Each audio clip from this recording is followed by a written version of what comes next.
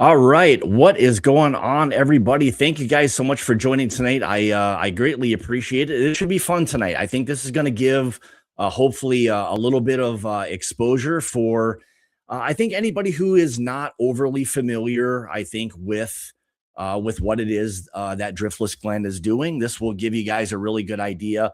And we've got two interesting perspectives tonight. We've got Justin, who is kind of on the sales side, Casey, who runs kind of the bottling and does a lot of the single barrel program stuff. So fortunately, we've been really, I guess I'll say fortunate to be fortunate to have done several Driftless Glen picks. So we've always kind of landed on some pretty awesome barrels. So this will be fun tonight. So we'll invite the guys on here in just a second. But again, it's one of those things where this will, if you have any direct questions for either Justin or Casey, put them in the chat tonight, and hopefully they'll see it and they can answer any of that stuff. So again, looking forward to having the guys on tonight. But let me say hi to a few people that were in here right away. Top Dog was, of course, as normal. Randall, what's up, buddy? Brady the Great, good to see you, buddy. Who else we got going on? And I think actually tonight will be the first night I'm going to do a live stream actually on Instagram. So anybody watching Instagram, welcome. Hopefully this is working fairly well. We'll see when we bring the guys on how they transitions. But who else we got in here? Sugar Kitty, as always. Mr. Roger Reese, good to see you, buddy. Who else? A lot of stuff going on. So, and if you guys have questions, Mr. Paul P., if you have questions, we'll kind of get into those things here in a few minutes. So let's see. There's Tom Bourbon Jerk. Good to see you, buddy. And happy St. Patrick's Day for everybody. Thanks for hanging out tonight. I know maybe there'll be a few responsible people in here tonight that aren't going to go out on Tuesday. I saw a lot of people celebrating on Saturday when my wife and I were out. So let's see what else we got. So, all right, we're pretty caught up. So without further ado, let's bring on the hey, Eric, good to see you, buddy. We'll bring the guys on. We'll kind of get into that a little bit. So, 4-Leaf Whiskey, Stacy, what in the world are you doing here? I thought for sure you'd be out at some party or whatever. So, what's up, William? Good to see you, buddy. All right, so let's get into this thing. We'll bring the guys on here right now. Justin, how's it going, brother? What's up, dude? Good to see you. Good to see you. Good to see you, man. Thanks, guys, for taking a little bit of time tonight. I greatly appreciate it. And tonight's going to be all Wisconsin. We're going to try to represent Wisconsin the best we can. And my opinion, Sharpie, I'll tell you, never sees the fail. I'm dressed for. I'm ready for the weather, baby. Yes. Yeah. Well, in a couple of days it'll be 60, and this stuff's all going to be melted, so you won't need the ski goggles on. Hopefully, no more the rest of the year. So, but yeah, we just experienced a bit of a, I guess, blizzard-ish kind of deal here in Wisconsin. So it was a bit of a mess for a day. So that's ridiculous, I tell you. A little bit ridiculous. Yeah. Mother Nature was like, Wisconsin, not so quite. We're going to kind of hold back on giving you guys too nice of a spring so far. So, so we'll see. But it's supposed to warm up pretty good. So all this stuff will go away here pretty quick. But gents, thanks guys for joining tonight. I'm looking forward to, I guess, myself and maybe a few others learning a little bit more about, Driftless, what it is that you guys do directly, for the brand, and then maybe share a little bit about the story of Driftless for anybody who doesn't know. But before we kind of get into that, you want to each of you just share a little bit about yourselves and maybe what it is you do directly for Driftless Glen. Yeah, Casey, I'll go first. So Justin Sharpie, national sales manager. I've been with the company for, almost, Casey, where are we both at right now? Almost 9? I'll be 9 in May. Oh my gosh, man. Old timers. Time flies when you're having fun, right? I have a few more gray hairs than I did 9 years ago, but that's okay. At least I still have hair. But yeah, so it's been one heck of a journey. So again, I mean, it's pretty simple in the grand scheme of things. So I oversee all of our offsite sales for primarily 5 states. So yes, on paper we're in a number of states throughout the country, but we really only dedicate resources to 5. So that's Wisconsin, Minnesota, Iowa, Illinois, and believe it or not, South Carolina is actually our 3rd best state in the country. So we do have distribution in Texas and California and Florida and Maryland and Massachusetts, I think, and heck, New Jersey and But it's not that easy, and I'm sure we'll get into later. It's not just about throwing Yeah. bottles on a shelf and praying they find their way into your basement, right? So I'd almost argue that we've taken a bit of a reflection point back and said, okay, let's really dial in here and pay attention to what we're doing. So, Yeah. but so then we have two other amazing sales managers on our team that aren't with us tonight. So we have Brandon Suter, who I'm sure a number of you met in Kentucky. When was Kentucky? Is that October? Correct. Yep. Okay, Yep. that was a good time. Thanks for the party. Yep. And I'm glad we made it home. And then we have I'll be coming down with you next time. Yeah, Casey's coming with. Casey's coming with if you guys are doing that again. So there you go. That we are. We need a guy to drive the last leg of the trip on Sunday. So then we have Connor down in the great state of Illinois. So he runs the whole state down there. So he's busy driving around from Springfield to Aurora to all over the place. So as you know, Scott, one nice change is if we would have had this conversation 2 years ago, I was the only guy. So thank goodness Brian and Renee were nice enough to bless me with two awesome dudes to help me manage the market. I do kind of remember you being a little slightly more stressed out. I'll say that, but you would not be wrong. Those are the early days, as any probably guy or gal that works for a craft distillery. The early days are so incredibly difficult. I don't think people really know what they're in for when they start these businesses, and it was I had spent almost 8 years in general beverage in Madison. And even myself coming in, I'm like, this isn't going to be hard. I mean, how hard can this be? Well, silly me. I was used to selling 500 case deals of Yellowtail and 500 case deals of Prairie Fumé and, Josh Sellers and Boda Box, all very established brands. Well, yeah, pivot to a craft distillery where, let's be real. A lot of folks don't have to have our stuff, and we appreciate every one of them that does. So anyway, but yeah, I'll let Casey take it from here. Yeah, Casey, go ahead. All right. My name is Casey Madden. I've been with Driftless for going on 9 years now. It'll be 9 years in May. So I run the processing end of things over at Driftless Glen. That's going to be the bottling line and the warehousing end. I do all of the samples for Justin, so Justin doesn't get any samples to sell if I'm not in there with the drilling barrels. I do my own single barrel picks periodically. I do some of the blending along with our head distiller, Nathan. Just doing a lot of different odd jobs around the place. We all wear a lot of hats there. Very small team. Yeah.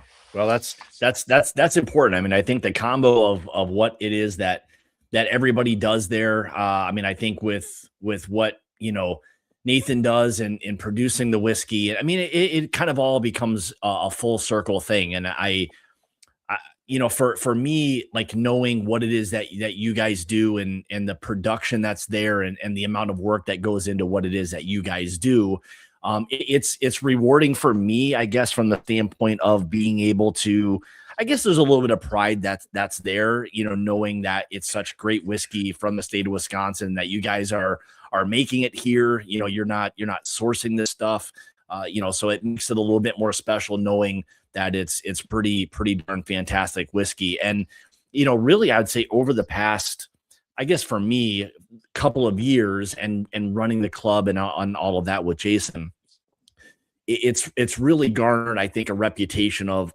really pretty high quality. And I think a lot of the guys and ladies that are in the chat tonight can probably vouch for that. And, outside of Wisconsin, as much as we all take it for granted, you go to other states and you're talking about it. You tell people, you're kind of into whiskey and you tell them what state, and then automatically they want to go right to Driftless. And I think that has a lot to do with you guys and your team, just having that pride that's there. So, I think it's a testament to what it is that you guys do. So. Yeah, and Scott, I would almost say the same thing about guys like yourselves, right? We have been so fortunate over the last decade, excuse me, of guys like yourselves, and the other, YouTube, TikTok, Instagram personalities that, again, I've known for. I'm trying to think, Scott, when did we meet? I mean, didn't we meet almost 8 years ago? Man, it was a while ago because I'll never remember. I'll never I'll never forget this. It's when we were at Distill America, right? And that was probably back when it was at the Edgewater. It was. And I remember this guy from Driftless. I'm like, man, what's this brand? This is from Wisconsin. What's this? And you're like, yeah, man, try my 2-year bourbon. This stuff's pretty awesome. I'm like, oh, I'm like, hey, all right, let's give this a shot. And yeah, man, it was kind of I'll say it's all been uphill from there. And again, you had what you had to work with, and that's what it was. But I'll say this about the brand, and the testament is again to you guys, for kind of staying tried and true. You guys have continued to push and continue to do all these great things. And here you are now releasing, some 10-year whiskeys. So, it had to start somewhere. And, they had really good people, including yourselves there for a long time. And, that's a pretty awesome thing. So. Yeah. And that'll kind of go right into, our leaders, right? Our owners, Brian and Renee Bemis. So we're solely owned by those two right there, right? So husband and wife team. So for those of you out there that have purchased a bottle or brought a bottle home, and notice the grippers on the sides, right? So those grippers are actually Brian and Renee's thumbprints. Yep. So one's Brian's, one's Renee's. It's their way of saying they have their own personal touch in every bottle that leaves the distillery. And again, that was their attitude from the beginning, right? I mean, they could have sourced, right? We could have went out and sourced 10-year juice. We could have sourced 15-year. I mean, we, as Brian would say, we have the horsepower to do that, or we had the horsepower to do that. We could have, but we wanted it to be ours, right? And again, to your point, kudos to them in a world of sourcing. And there's nothing wrong with sourcing, of course. I mean, there's a lot of great companies releasing a lot of great stuff, but in a world of sourcing, there's not a million of them out there, right? That, especially since 2012, we'll call it, that have opted to go that route, right? You got to sell a lot of gin and vodka for 2 years to keep the lights on. True. And truth be told, we weren't selling a ton of gin and vodka to keep the lights on. And I believe we weren't profitable until 2021. So, or 2020. So, like you said, there were some stressful times back then. Fortunately, we stayed the course. It is a little less stressful now, but again, Brian and Renee are winners. And they hired some pretty competitive people to work for them. And kind of one thing I always love to talk about, with leadership, and that is I've been around for 9. Casey's been around for 9. Abby's been there since day one in the office. Bethany, our marketing head of marketing, she's been there. What, Casey? 6 years now? 5 years? Little over 5, I think. Little over 5. Nathan's been there, we'll call it, since day one. Scott, our head of house at our amazing restaurant, right? He's been there since the day we opened. And again, if you own a business out there, you know that those types of employee retention numbers just don't add up without great leadership. So true testament to them. I can promise you, in case you'd probably say the same thing, if we didn't truly enjoy waking up and going to work every day, there's long, hard days sometimes, but if you don't want to work for someone, you just don't go. You just don't work for someone. It's it's pretty simple. So it definitely starts with ownership. So, and them giving you the freedom and the ability to do what you guys do, and allow you to kind of get outside the box and create what it is that you guys are creating, and the work that you're doing is an important thing. So, let me ask you guys this. So, I guess if we just go back, I mean, even prior to whatever, 8 or 9 years ago, going to Driftless. I know a little bit about what Sharpie's done, but Casey, for you, what is it, or I guess now even, what is it about whiskey that kind of, drove you to that? And I guess what is it that kind of keeps you kind of, going, I guess? So initially, when I first started here, I was not into whiskey at all. So I started my path with Driftless Glen. I worked on the restaurant end of things for a number of years, doing just about every job you can think of in the restaurant, from busser to dishwasher to host. Did a couple management days even on the restaurant side. Eventually moved my way over to bottling, and I spent way too long in the bottling room. I think I got about 500,000 bottles out there right now with my name on it, all filled by hand. Eventually, my predecessor took off, and I was left with the warehouse end. And honestly, a lot of it for me was just going through the warehouse, drilling into each one of the barrels, slowly starting to sample every single one of them, and just the variety of it. how different every single barrel is going to be. You're never going to find two that are alike. Yeah. That, and then being able to share that with the people that I've met along the way has really kept me going. Yeah. It's interesting, or it's always interesting to kind of hear people's, entry into whatever the industry is. And oftentimes it is. I mean, people will start out at, whatever the ground floor is and work their way, all the way up until, what it is you're doing, or, helping Nathan with any distilling or, bottling and doing all of the things that you do. And you become a little bit of a jack of all trades, so to speak. But let's talk a little bit about the whiskey. In terms of like, mash bill, and kind of just a little bit of I don't want to go like too much science or anything into it, but I guess let's just talk a little bit about the whiskey and the mash bills, what it is you guys, produce, and what you prefer, and, just kind of go from there.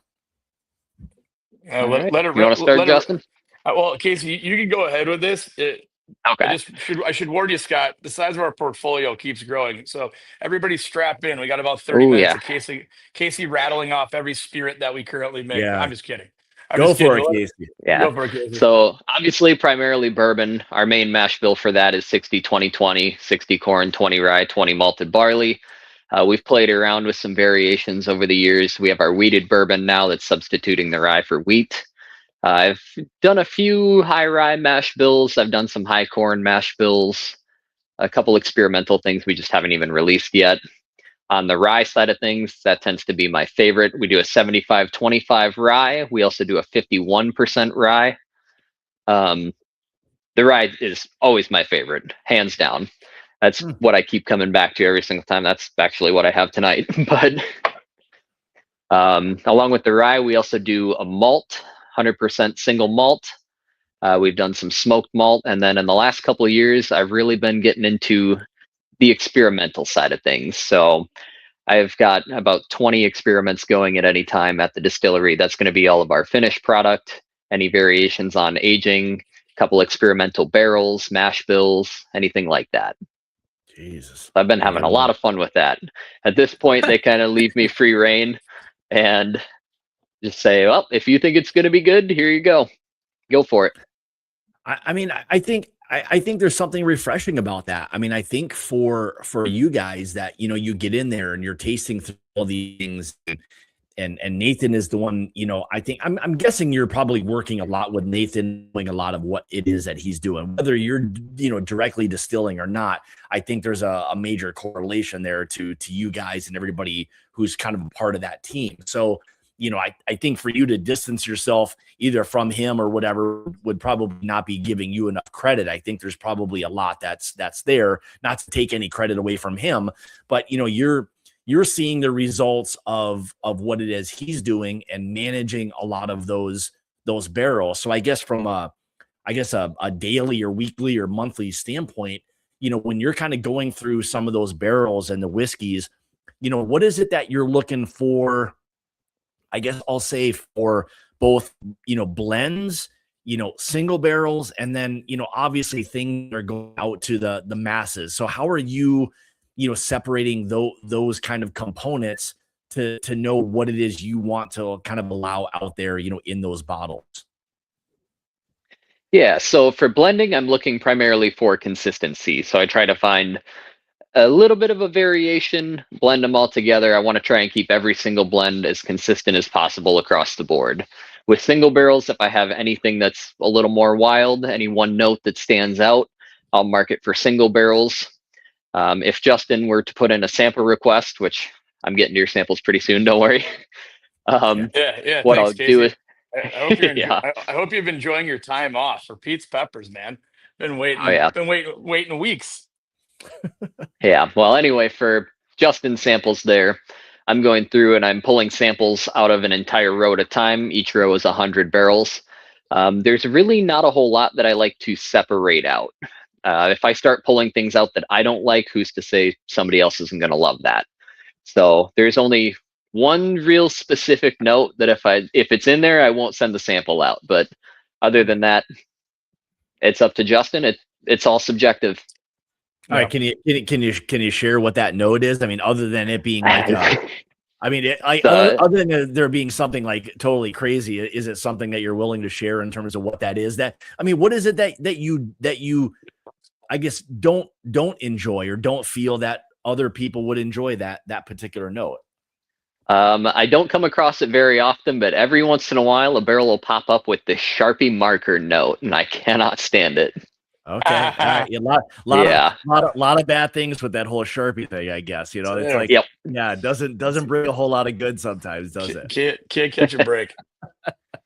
Oh man. So all right, let me ask you this. So, and as Sharpie, you can jump in if you have, something to share as well. But I wanted to also kind of ask you about, the barrels you utilize and your kind of your rick or your storage facility and what the impact of maybe particular areas in those different rick houses do, or if you kind of move some things around to try to make adjustments to any of that, how those things impact, your flavor profiles that are specific to Driftless. Yeah, it sounds like a good Casey question again. Yeah. Yeah. So we have 4 different rack houses at the moment. Just got our 4th one opened up. Still to this day, my favorite rack house is our first one. If you've ever been to the facility, it's the one right across the parking lot from the restaurant. That building typically held about 3,500 barrels at a time. Recently, in the last couple of weeks here, we moved about 2,000 out to our newest building just to free up some space. So this year's production will be able to fit into the rack house this time, and I don't have to try and squeeze between barrels. That tends to be my favorite. In all of the buildings, they're pretty standard. I don't notice too much of a variation from one end to the other on each one of the buildings. As far as rotation goes, I just have so much packed in on each one of those buildings. I don't physically have time to go and move each one of the racks, rotate the barrels on the racks, restack them all. So they do get some movement. I circulate them between buildings periodically, and then every once in a while, the whole row will come out when I'm doing samples for Justin. I'll go back in a different order, different heights, but not physically rotating. Are you noticing, or I guess over the years, are you noticing particular areas, I guess we'll say within, like, we'll just call it Rick number 1, that particular areas within that one Rick are giving you guys or giving you different like flavor profiles that you enjoy kind of working with, and then either blend and or single barrels? So I have one area that I tend to pull from the most. My favorite tends to be the back left corner of the rack house. So that corner specifically gets a ton of sunlight right against that metal roof all day long. So I'm thinking probably something to do with the heat up there. Just adding a more of a deeper caramel note to it that I've liked. Okay. Well, at least on a few of these 10-year barrels that I've been sampling. It's good to know. I don't have much of the younger stuff. Well, the next time I'm there, now I can send Sharpie up in the upper left-hand corner and grab some samples from those barrels and really put them to work. So, oh, good luck. Casey doesn't let me touch his drill. Nope. Right. Probably a smart guy. All right, Justin, here's a question for you. For theoretically being in 5 states, right? What, for that part of it, what has like the online retail distribution kind of looked like for you, and like what has that done overall for the brand as a whole, would you say? So great question. So I've heard a lot of talk about it, right? Like the direct to consumer and all of that. And we're in Sealbox and Bottlenexus is probably one right now that's really kind of taken the torch and ran with it. But we don't do a ton of business on those platforms it's not quite there yet. I don't think it's ever gonna. Someone asked me the other day, will that ever, take over and things like that? I don't think it's ever gonna take over. I think it'll be a piece, and it'll probably be a piece of the puzzle or the pie that will continue to grow as people get more comfortable doing that and things like that. But we've had a lot of success in the last. I think we've been with Bottlenexus now. Ooh, Casey, do you remember the first time you sent an order down there to Texas? Maybe 6 months ago. Not too long. Yeah, Yeah. they've done a nice job. I believe if you go to our website and it'll send you a link directly to them. And we actually got them some of our 10-year stuff, right, Casey? They're the only retailer out there that has our cast strength 10 years outside of Really? Driftless Glen. Wasn't that Yeah, nice of so us? it's yes, a great opportunity to get a bottle if you're not in a state where we are distributed widely. Hmm. And to that, yes, Scott. So our cast strength, for those of you wondering, man, where can I find a bottle of cast strength bourbon and rye? Unfortunately, it is only at the distillery or on Bottle Nexus. In Wisconsin, any of the 10 years that you've seen over the last, again, 6 months, those are all proof down to 100, which you know me, Scott, I'm not a big proof guy. I love the Right. 100, and you can't please Yeah. everybody. Yeah. You know, in a dream world, we'll have some cast strength 10-year for the general market, at least in Wisconsin, this fall, Casey, maybe if we get lucky. Um, Hopefully. you I'm not know, going to make the final call there. That's going to be up to Brian and Renee. yeah, Brian and Renee make the final calls on those, and you know me as the guy in the market, you know, I want everything possible, you know. Yep. I Uh, just make recommendations to make yeah, sure we don't run out of inventory. Right. and and then I beg for everything that I can't have because that's how I get paid. And then it would stop a lot of my phone calls and text messages from buyers that I work with going, dude, when can I get some cast strength bourbon? When can I get some cast strength rye? Yeah. Working on it, working on it. So again, the online piece, it's not grand if that's what you're asking. We don't do a lot of business, or what I would view as a lot of businesses, at least in comparison to what we're doing, let's say in the state of Wisconsin. I mean, Yeah. not even close. Uh, but again, we've only been really, again, 6 months with one, couple years with the other. You know, at the end of the day, you still need that brand awareness, right, Scott? So Well, and I think that's a big thing. And I was gonna say, like, is there in my mind, it feels like, only being, I guess, collectively in, a handful of states, that why, like, online retail wouldn't be, for, I'm just gonna say, craft distillers in general, a bigger presence. Like, there must be a hurdle somewhere there to not want to get your whiskey into those hands. I guess I shouldn't say not want to. I'm sure you do, but what's the hurdle that, I guess, prevents you from getting that whiskey, to them, to be able to ship it around the country and right, really expose the brand. right, right. Because you'd think, right? You'd think like with all of the things like this that we do and Yeah. events, let's say outside of Wisconsin, and we're telling everybody, and you know, the folks that don't live in Wisconsin or anywhere near Wisconsin, like when we were down at Bruzel Fest in Alabama last year, right? Mhm. Learned a valuable lesson there. Should have had a giant QR code at my tent that would take you right to the online portal. That would have been a good idea because I had about 1 million people ask me, how can we buy it?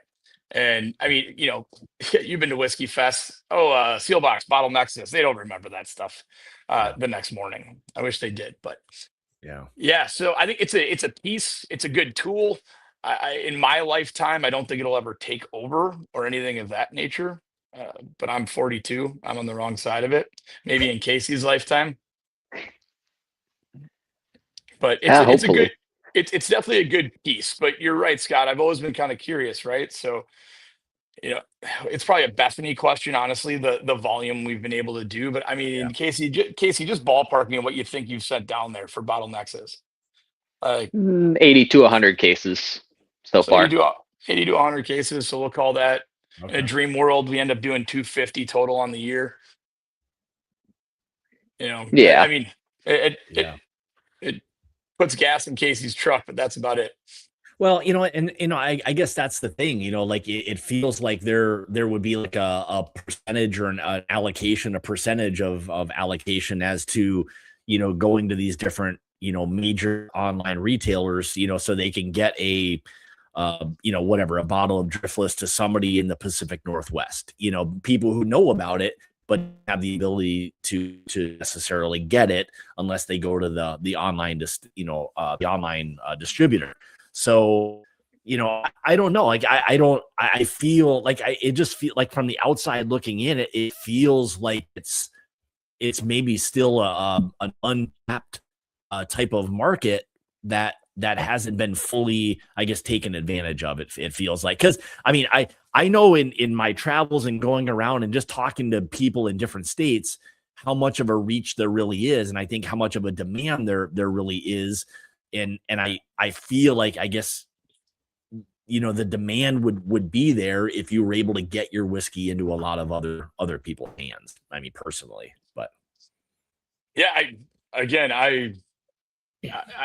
I just don't know. I don't know if people don't feel as comfortable with it. I don't know if people still like walking into a liquor store yeah, and chatting with Larry at the front desk. yeah, Or just, it's because I mean, I don't think it's been around that long. I mean, I'll admit I've never personally ordered anything offline, but yeah, I'm an yeah, old fart. I don't yeah. I don't I don't use my computer that much. Yeah, I get it. I mean, that's why I feel like it probably will be, probably more of a, slightly younger generation. I mean, you're younger than I am, and it's still one of those things where I feel like the younger generation will be so used to Yeah, like the the technology of just anything online. So getting spirits and all of that, will be a much easier and more, normalized, type of thing for them. But yeah, um, and who you're knows? spot on, right? That generation of like the ease of use, and we're busy and we're at work all day, and I just want my groceries to land at my door when I get home, and I want my booze to land at my door when I guess a lot of places I think you have to sign for it, I believe, but you get where I'm going there. Yeah. Yeah.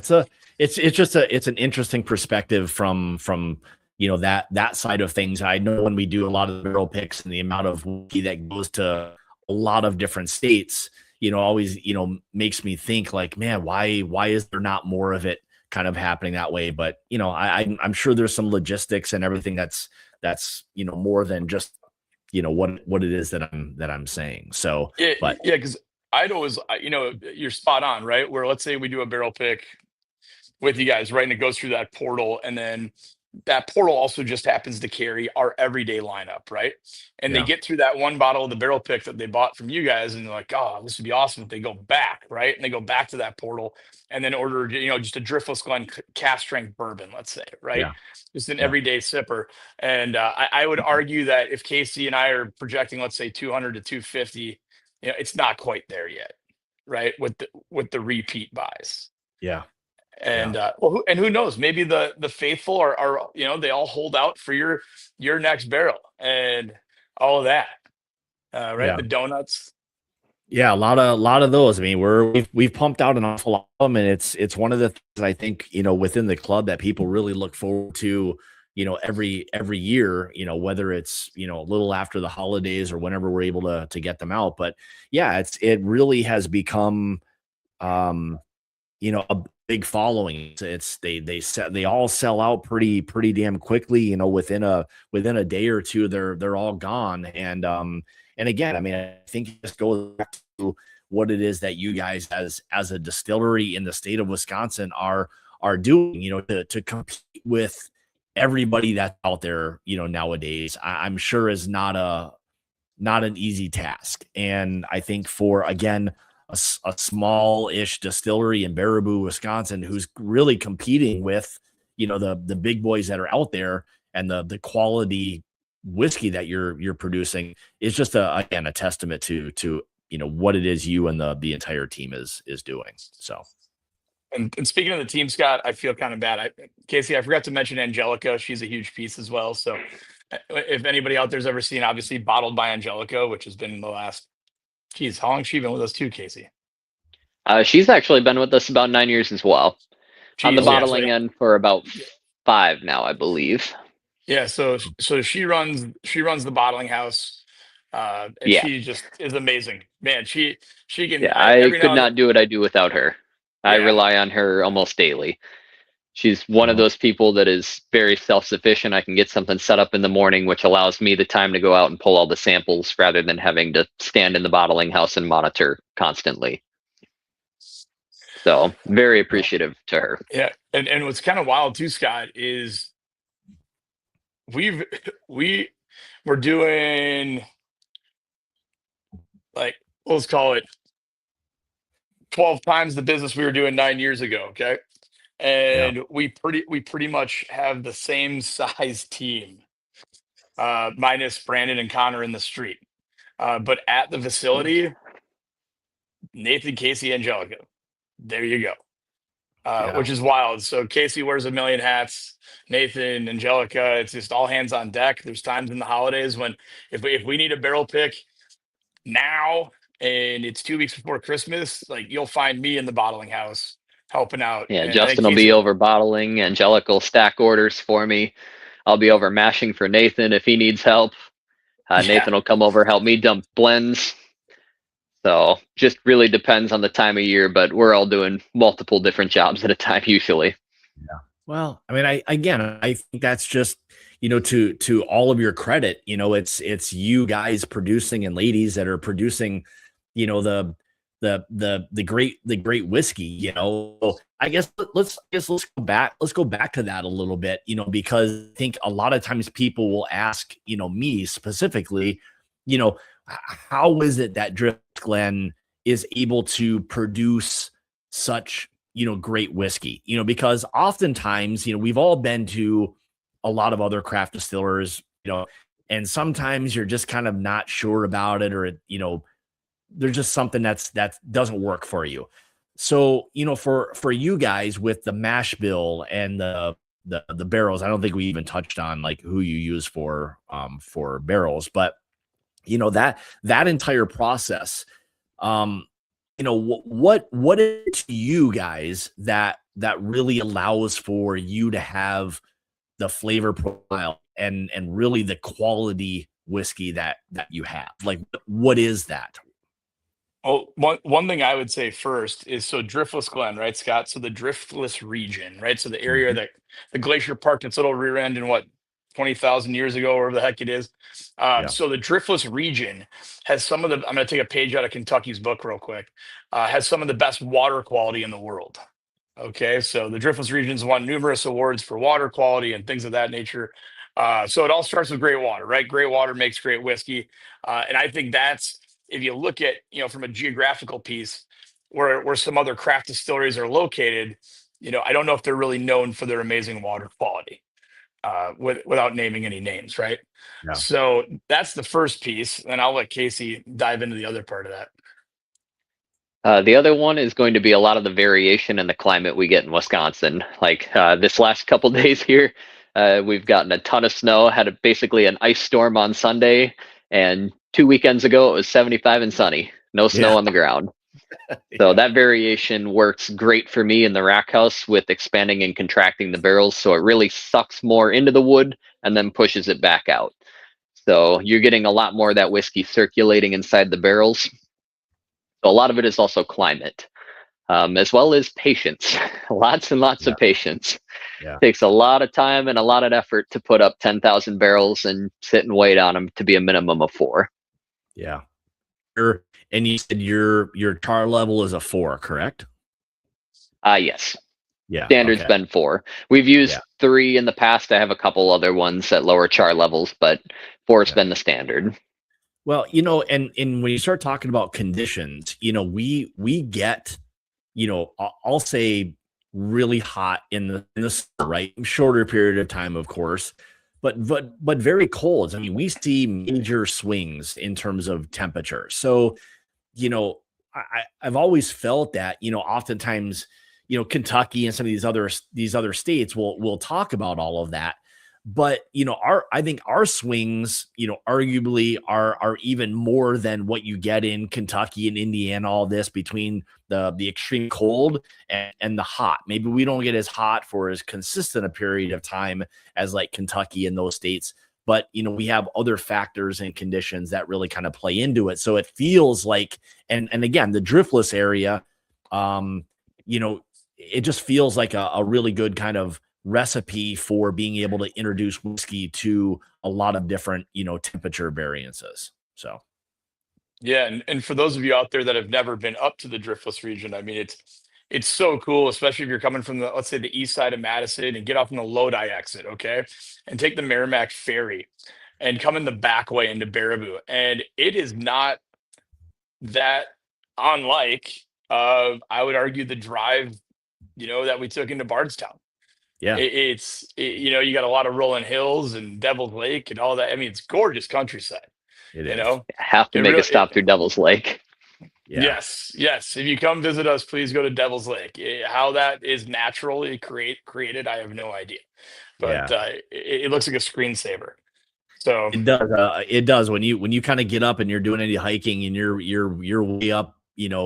I guess I'll say some of these peaks or whatever. You wouldn't even know. Like to try to describe that as Wisconsin, most people would not believe you. If you took a picture of that and you told them that's where you were, there'd be a lot of people that would be hard pressed to believe that you were sending them a picture somewhere in Wisconsin. So, yeah, it's an absolute beautiful place. And I'll say this about the distillery. If you haven't been, it's a place you need to go. Like the area is cool. And the restaurant, absolutely fantastic food. All of the drinks, their bar, the cocktails, all of that, fantastic. I'm sure you can go on a really nice tour, have some great whiskey cocktails. There's nothing there that you really can't do. You're not going to go on a tour like you would at Beam or any of those places. It's not going to be anything like that. But you're going to get treated there, I think, a little bit like kind of like you would a friendly family member, let's say, and it's a really, really fun place to be, and it's a lot of great people. So yeah, and speaking of that too, Scott, Casey, our bad, right? Again, we have an amazing Chef Dave, and then Craig, who is our head tour guide. Both of them do an amazing job up there at the distillery and the restaurant as well. And then that just reminded me as well, one thing we haven't touched on either, Scott. So our production facility, right? So Casey and Nathan run a 44-foot Vendome column. Again, as we all know, Vendome Copper and Brass Works out of Louisville, Kentucky. It's the Rolls Royce of still making. On top of that, they run a 550 pot from Vendome as well. The 44 is the largest or tallest still in the state. So she's big.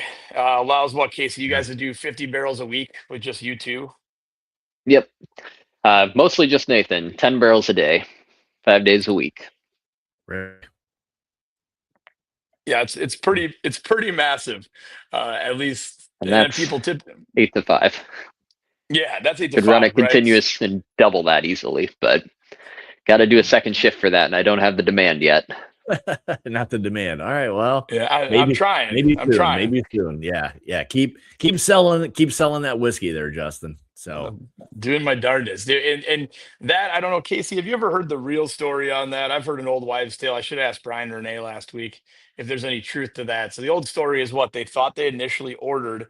So when you walk into a distillery, you'll notice there's a hole cut out of the wall, and then the 44 column is behind that hole and shoots up in an enclosure. And the old wives' tale that I heard, right, is they thought they ordered, I want to say, a 14-footer. Well, a 44 showed up on the back of a 53-foot flatbed from Louisville. And as we all know, you don't tell them to go back and get you a 14. So they actually had to build an enclosure and drop that sucker in with a crane. And it turned into what we like. Yeah, it turned into what we like to call up there a happy accident, right? So way more still than, let's say, we really needed at the time. And in all honesty, probably, more still than we really need at this time. But we're set up for the future. If we have to ramp up production, we can, which again, is if we weren't nimble enough as a company, being owned solely by Brian and Renee, that gives us even more capacity to crank it up. So pretty cool. Yeah. Well, I know they're obviously known for their incredible, stills and columns and really all of that. I mean, it's Vendome. When you hear the name, you're kind of getting something quality that's going to produce some fantastic spirits. So, all right. So Casey, let me ask you that. So with your whiskey and everything, that when you're out in the rick houses and you've got some things laying around, what are some fun things that you kind of like to mess around there? I know as a distillery manager and single barrel guy, there's barrels and there's fun things that you kind of want to, monkey around with a little bit. So what are some things that you're maybe either working on now or some things that you'd like to kind of work on? So 2 of the things that have been a lot of fun for me in the last couple of years here have been the Distiller Select program that Nathan and I started a couple years ago. That is basically Nathan and I going through the rack house, picking our absolute favorites, anything that stands out for any particular reason. And we'll put our own label on that. It's distillery only, and they typically sell out within a day or two. And the other tends to be the finishes. So the finishes lately have been quite a variety and just a lot of fun to play with. Yeah. So I've done just about everything. Do you have any particular favorites? Do you have any particular favorite finishes that you like to kind of do? That's a hard question. The vanilla has been a very popular one these last couple of years. I really like the way that's turning out. But for me personally, I tend to like some of the higher proof wine finishes. Tokai has been a really good one lately. I really like Armagnac. That's a good one. I just started a Madeira barrel not too long ago, as well as a couple double oak experiments that I haven't released yet. So that'll be pretty fun. I have played around with Ambarana. Not sure what I'm going to do with that yet. I still have it sitting in a poly tote, waiting to decide if I'm going to release it or not. Sometimes the experiments don't work out very well, and I just don't repeat them. Other ones like vanilla sells out so fast I can hardly keep it on the shelf, and I've just been doubling it every single year.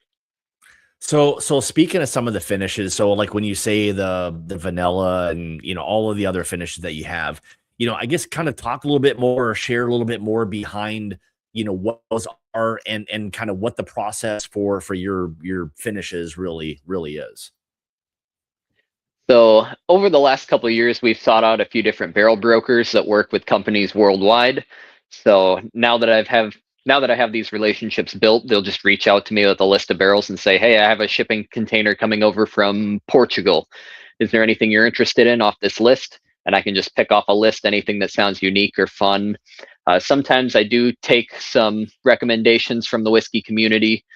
I'm not big online, not a very big social media guy, but I will stalk the Wisco Bourbon page every once in a while and see what's popular, what people are asking for. I've got a good group of friends that really likes to let me know what they think as well. But typically for the finishes, I try to keep it subtle. There's a lot of things you get real overpowered. You still want it to taste like whiskey at the end of the day. You don't just want to have a cinnamon bomb or something that's just overpowering. You lose all the whiskey notes to it. Yeah. I think the one that Richie, I just put the little his like question up on the thing. Yeah, the Pinot de Charance. I mean, it was it's a pretty darn fantastic stat. So was it I did do that one. Was it an intentional thing? I mean, kind of knowing a little bit about what it was and or a happy accident, or kind of how are some of those type of finishes kind of working for you guys? That one specifically, I partnered with another guy on that, and he took the lead on those. We did a couple with him, so I still have maybe 6 barrels going for him right now, but he took the lead with that one, picked out the barrels. We went through, did a barrel pick of what we wanted to put into it. So I pulled some samples out, picked our favorites, refilled that barrel, and then played the waiting game for 1.5 years on it. Yeah. So yeah. It was pretty. I mean, that was a really, I was surprised. And the nice part about it was that I'd say with really all of your finishes, and again, this is probably your ability to be able to really watch over them closely, is that they're not being overdone, because I think with a lot of finishes, really no necessarily, game plan. When someone says, I just let the thing go for, 2 years, it was like the plan was just let it go for 2 years and not really care about what the end result was. But I think for what you guys are doing, and, specifically you, Casey, you're able to monitor these things. So like if they're ready, you can probably pull them and tote it or whatever you need to do so that you're getting the best possible product, I guess, out there, to the market. Yes, it's all by flavor. I don't have a specific time frame. I have an idea at this point. A lot of these I repeated. I did repeat Pinot, so that'll be coming back around. A lot of these at this point, I've got a pretty rough game plan worked out about how long I want them to go for. But initially, it's really just going through sampling it every couple weeks. And if it's ready, if I think it's ready, I'll taste it out to a few other people. I might bring it by a couple friends. I might bring it by the chef in the kitchen, Nathan, maybe the restaurant manager. And if everybody's in agreement, then it'll get bottled and either shelved or released. Yeah. So I'm not pushing releases out the door just so we can have something ready. It's all when it comes around, that's when we'll have it. Yeah. And in 2 weeks, man. I mean, that's a quick tasting process. I mean, that's, I guess in the world of whiskey, that's almost like tasting it daily, right? I mean, that's really keeping a really, close watch on these barrels to make sure that they're not being overdone and to know, again, what it is that not only, you appreciate, but I think knowing what the general public is going to appreciate. So, let me ask you one more thing about the finishing, barrels. I know you say vanilla, but like with that, what do you kind of mean by that? Just so people have an idea of like what that is, because oftentimes these finishes that you see with things, I don't think people are very clear, or the distillery or producer isn't very clear as to how that was really either finished or whatever it is. So like, to the vanilla part of things, can you talk a little bit about what that process is for you? Yeah, of course. So there is a big difference between finishing and flavoring. So we are not adding anything into the barrels. Everything that is going into that whiskey is coming from the barrel itself. So specifically for the vanilla, it starts its life as a 72-gallon cognac barrel, ages cognac for 20 years. Once the cognac is dumped out, it's sent to another supplier that refills it with vanilla extract. After the vanilla extract is done, the barrel is drained and then sent over to me. I refill it with bourbon. So I'm not opening bottles of vanilla extract, dumping it in the barrel. All that's coming from the wood. Whatever was soaked into the barrel is left in there. I maybe get it with a half ounce of liquid left in there, refill the whole barrel with bourbon. Yeah. See, and that's the important thing. I think a lot of times, people are very unsure of what the finish process, really is like. And I would say the attention to detail is probably going to be much finer with a smaller or craft distillery than it will be some of the major ones. And I'm sure there are some barrels that come even probably to you guys or to others that are very wet or have I'll say a significant amount of liquid that's in there, and whether or not that is being just added to the whiskey or however that's done, I guess that's up to you in terms of how much you're willing to allow to be in that barrel. I'm sure you don't want there to be a ton, and it's probably impossible to get it completely out of there, and I'm sure you don't want it all out of there, but I think finishes nowadays it's a tough, I don't want to say category necessarily, but it's one of those things where it's just a lot of people that are unsure of exactly what that finish, kind of entailed. So yeah, there's a lot of different producers doing a lot of not necessarily shady things, but you don't quite know what's going on. Right. Not they're trying to hide anything, but a lot of the other ones also don't know. So for us specifically, trying to keep things subtle, I have received a couple of our Naranja barrels. They came with a gallon of liquid in them once. I ended up dumping that into a 5-gallon pail and just tossing it in the fridge. Never used it again. So you want just enough in the barrel to keep it from drying out so it actually holds liquid. But if you keep too much in there, like if they send it with that much, that's going to overpower the whiskey. Yeah. And then Scott, one thing on let's say my side of the things, right? So, a lot of our finishes, right, have always been distillery exclusives, right? Mm-hmm. I don't think we've launched a finish in the market. Been a long over time. 3 years, 4 years, right? So we definitely didn't want to start blowing the market up with all of our finishes, but it's a great thing and another tool in our tool belt to have at the distillery, right? When we have folks come in and visit, and it's something exclusive that they can get there only. Now, I will say this: the vanilla has performed well enough over the last year that don't tell anybody we told you this, but we're it's a big secret, so don't tell anybody, Scott. Okay. I'll do my best. I'm working on Casey to maybe get me a a dash of vanilla for the general market here this fall. So nice. Yes. Are we talking single barrel stuff here? Is that what we're talking at this point, or not quite sure yet? Okay. Yeah, I'm Okay. working on them. It went from an absolute no a year ago to, hey, dude, what do you think? And that's another cool thing too, with as Casey's grown in his role as well. You know, he's as him and I've worked together over the last, 3 years, 4 years, Casey, 5. Jesus, time's flying, dude. I Just can't believe about. this. This is nuts. But again, he's getting a better idea of what I do on my side of the business as well, right? So we're all in this together, and obviously, the more boxes we move, the better we all do, and the better product that Casey and Nathan put out, the better we all do. And so it's very refreshing. When Casey first came on board, I was like, thank God.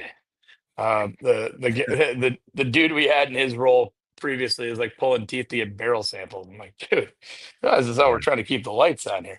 Gotta move whiskey. Gotta move that stuff. We're not in the business of just warehousing it forever, So it's been really cool. So as Casey, I think, has learned, right, Casey, I'm sure you'd agree, as you've learned a little more about what we do on our side out in the street, he's been able to help us out with some really cool things. And then the more comfortable he gets, obviously, talking about what we do in the street doesn't hurt anybody as well. So we're working on some potential vanilla for the general market. Not sure how much, not sure what he's going to allow me to have. I'm at the mercy of Casey on this one. So yeah, I do have 5 barrels going this year, so hopefully we'll get you at least 4, but I don't want to guarantee anything yet.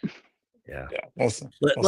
Then with our new labels, we'll be pretty much versatile to do any sort of finish like that in the market if requested. But again, that's going to be on you, Justin, and demand.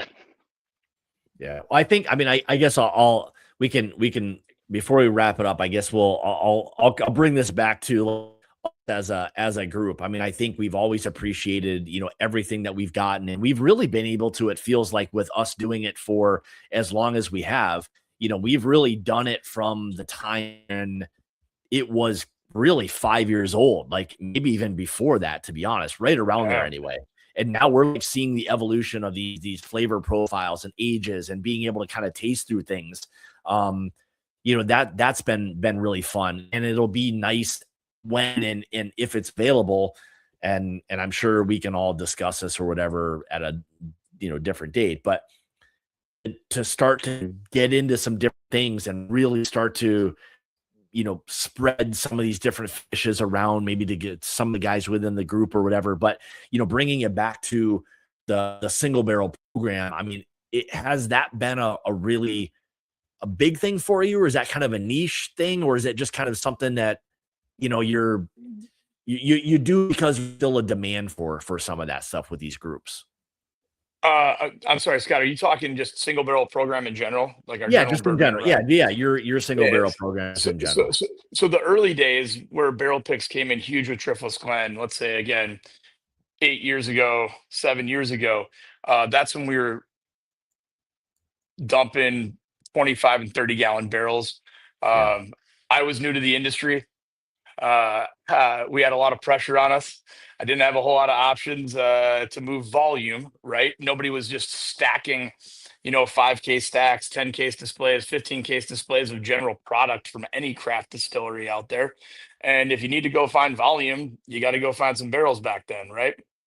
So one of my favorite stories was we had a brand manager at Frank Liquor 7 years ago, and I'll never forget, he called me up and he said, "Did I see that email right? Did you just sell 9 barrels in our territory?" I go, "Yep." Jeez.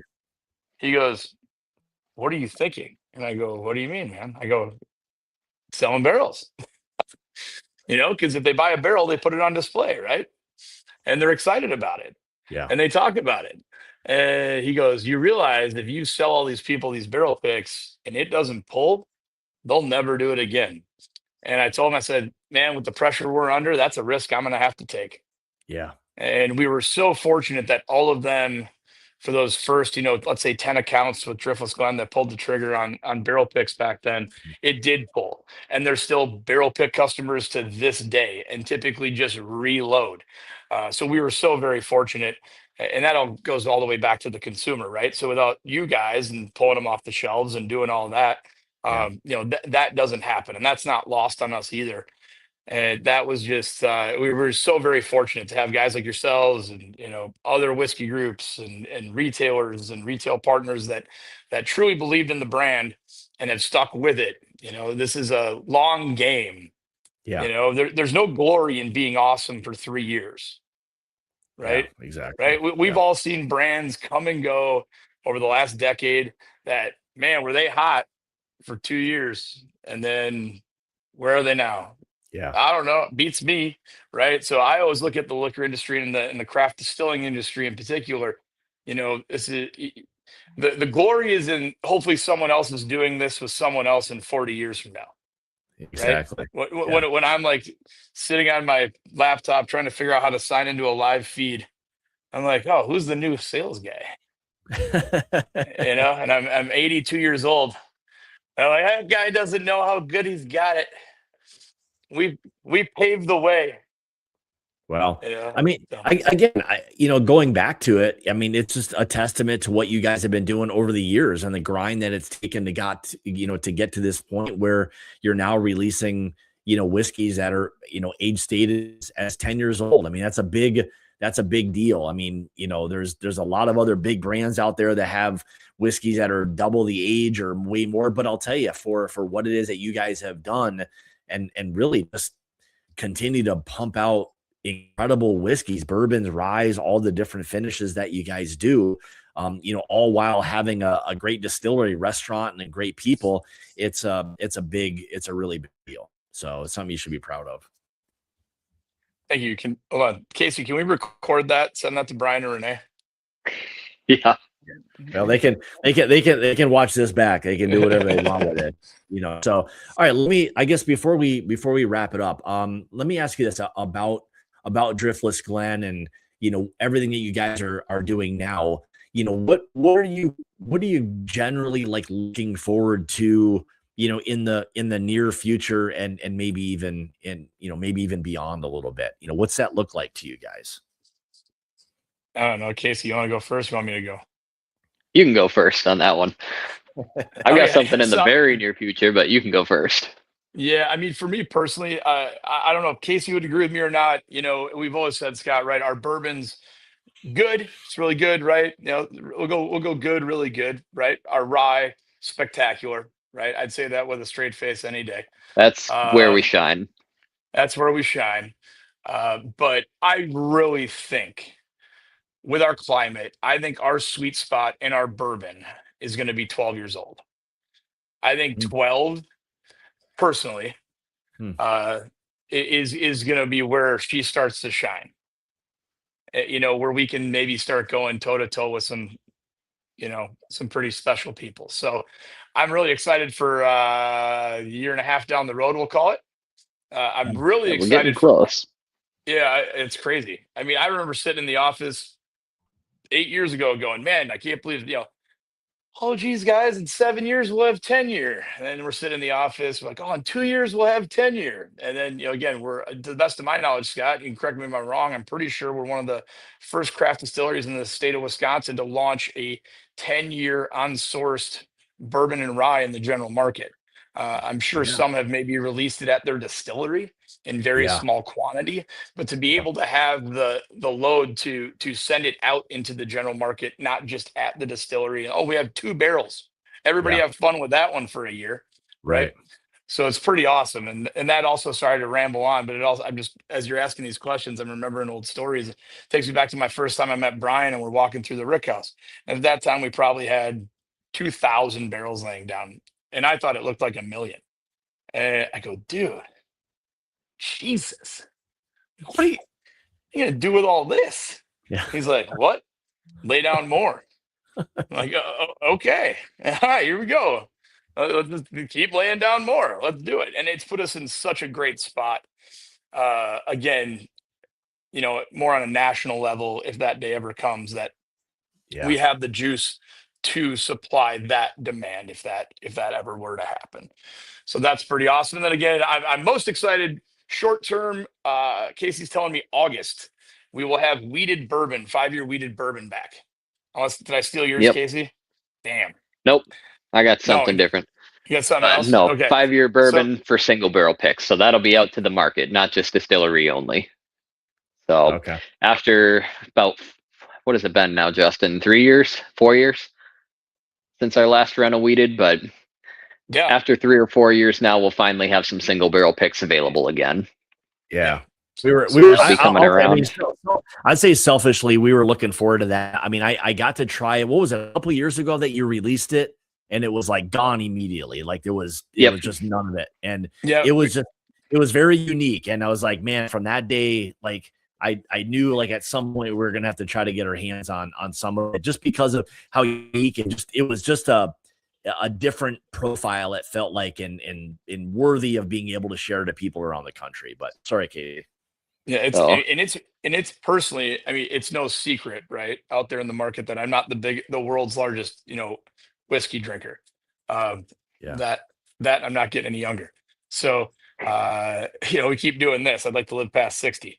So, the weeded hands down is my favorite line extension that we've ever released. It's so up my alley with approachability and it's proof and its softness. I just that's mine, right? Yeah. I've had some fun variations with it too lately.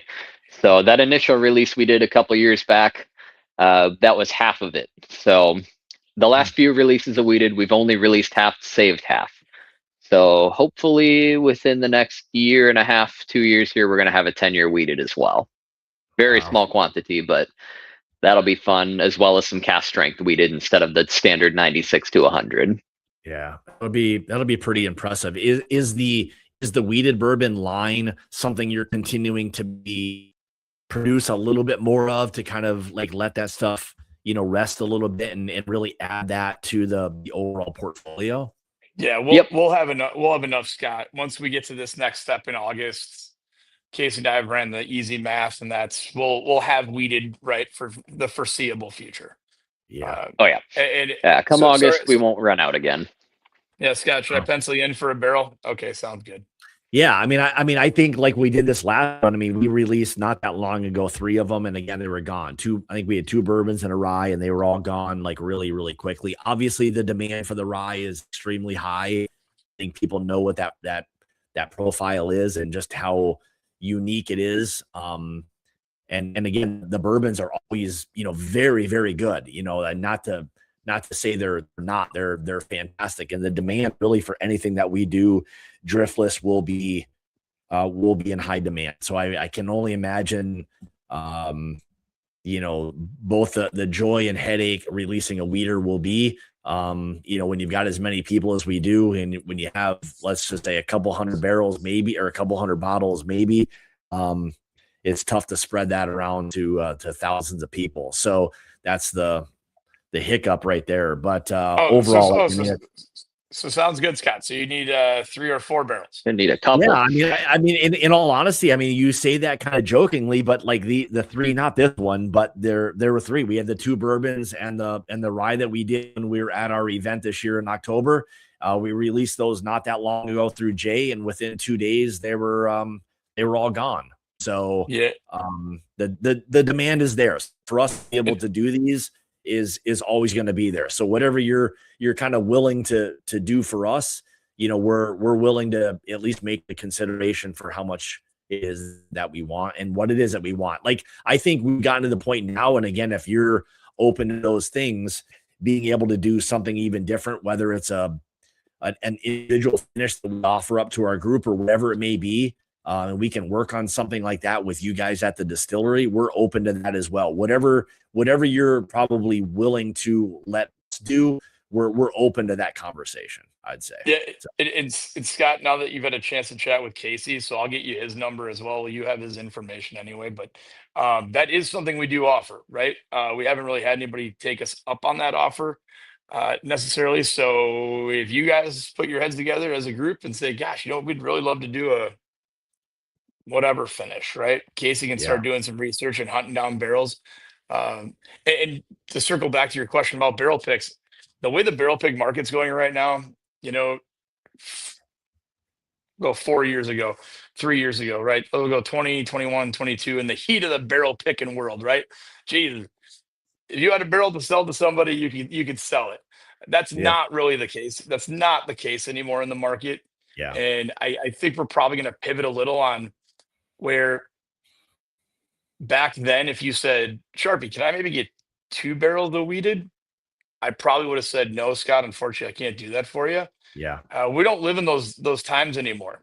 Yeah. So I think we're probably our new attitude is, at least my attitude would be, hey, if you want it, you can have it. When it's gone, it's gone. You know what I mean? Like, if you want, You it, want you 10 can have barrels it. of weeded? I'm not planning on running out either. Yeah. All right. Well, okay, you guys do realize this is recorded, correct? So I can just go back and reference any of this anytime. So Scott, you want 10 barrels of weeded? I'll take you and Jason down to Costa Rica to hang out with Brian and Renee. Man, now we're talking. It just keeps getting better. We got more whiskey and trips. This is getting even better. Justin, man, you're the man. Jeez. Well, I'm doing some rough math. I'm pretty sure I could swing that one. I probably could get you to Costa Rica to hunt some marlin.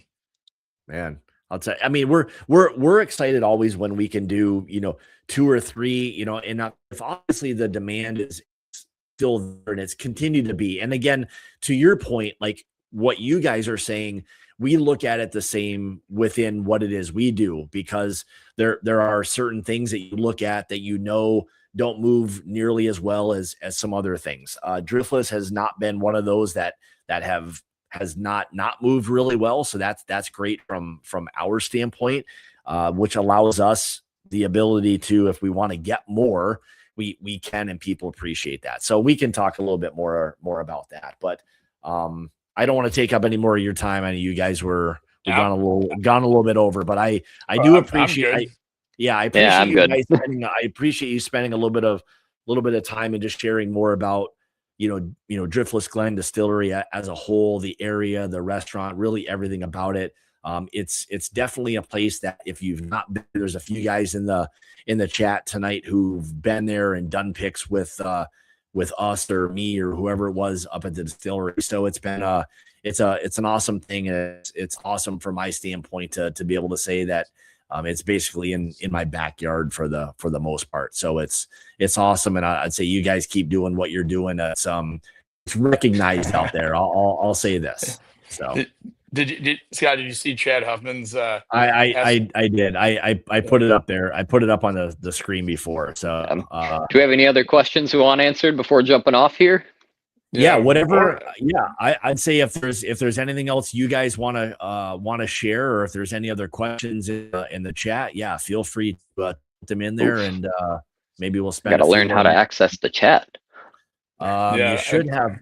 Are you guys not seeing the chat? You should have a button. You should have a button on your thing. It tells your shows, and it should. There we go. There you go. Unfortunately, Chad, Brian and Renee will not let me lug a 53-gallon barrel onto my boat. That, and I don't think that'd be a fun conversation to have with the Dane County Sheriff.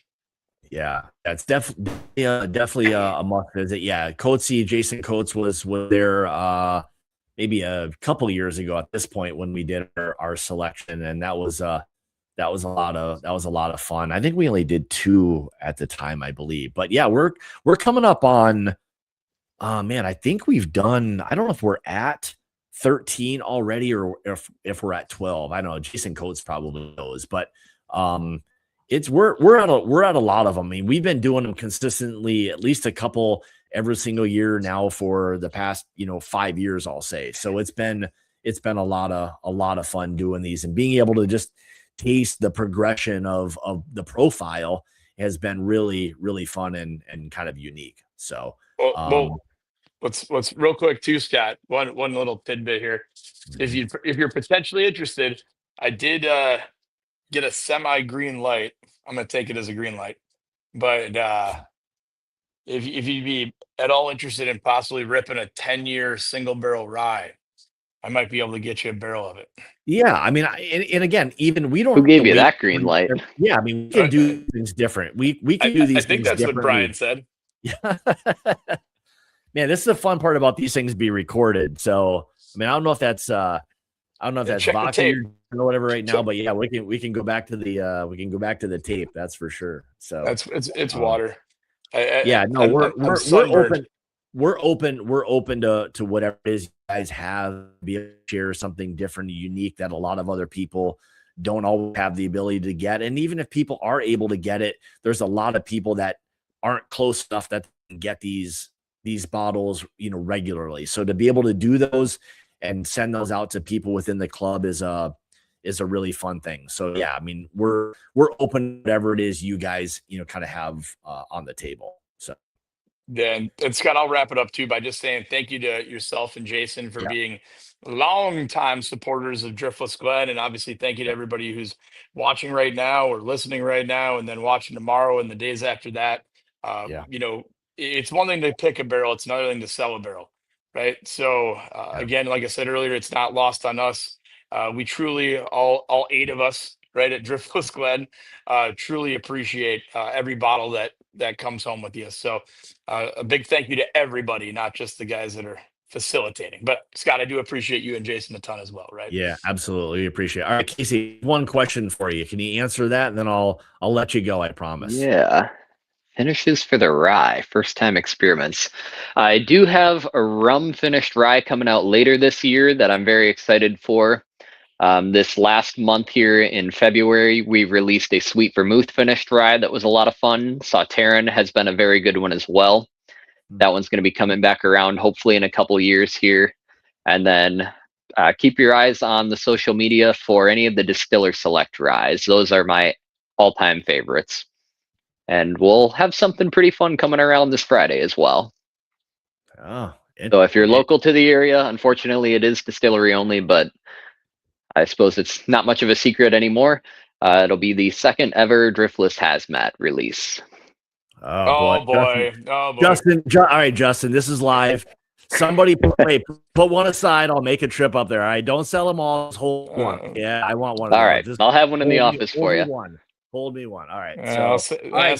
Save 2. I'm sure Jason's typing away right now saying save. He probably will save 2. He'll be asking how come I didn't. Yeah, maybe I shouldn't have said that live. Save 2.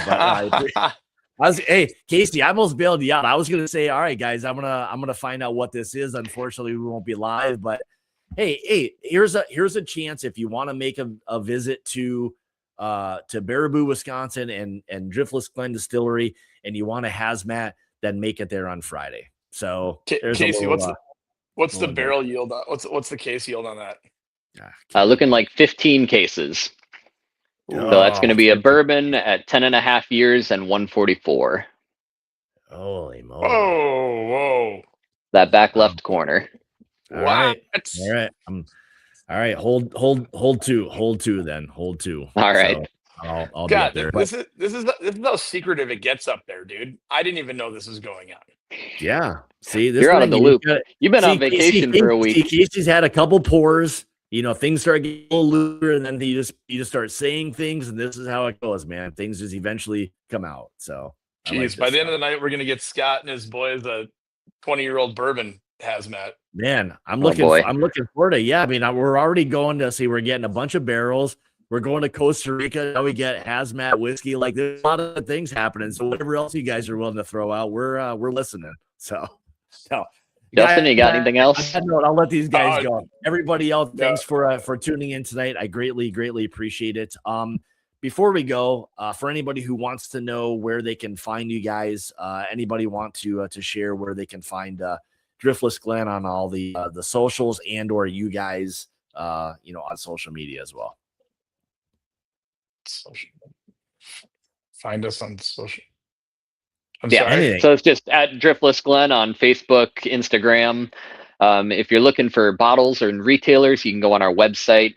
You can type in your zip code, or if you have any other questions, you can call the office. The girls in the office can point you to any question you could possibly have answered.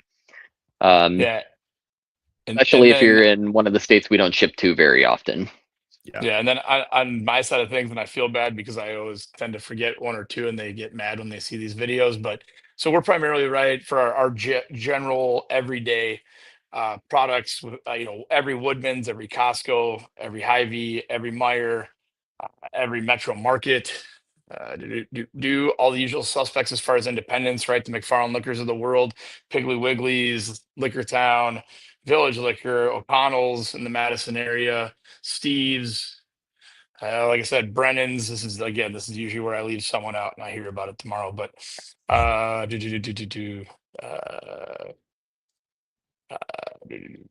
God, what is it? Yep, I gotta leave it at that one. I definitely pissed someone off tonight. Damn. You did a pretty good job. You did a pretty good job naming just about everybody. So Alpine Liquor in DeForest. Yeah, someone's gonna be bummed. Yeah, you'll be all right. Well, gentlemen, thank you guys for taking some time tonight and just kind of sharing everything about Driftless. Greatly appreciate it. So everybody watching tonight, thank you guys so much for sticking around for a little while. If you haven't made the visit there, do yourself a favor and get up there to the distillery. You'll definitely appreciate making the visit. Beautiful area, beautiful distillery, all of that. But again, guys, thanks everyone. Thanks everybody for tuning in tonight. We'll see you guys next time. Remember, it's about the journey, not the destination. Cheers, guys. On Wisconsin. We'll see how things roll on Friday. So we're looking forward, or Thursday. Sorry. So, guys, have a good evening, guys. We'll talk to you later. See ya. Thank you. See you guys.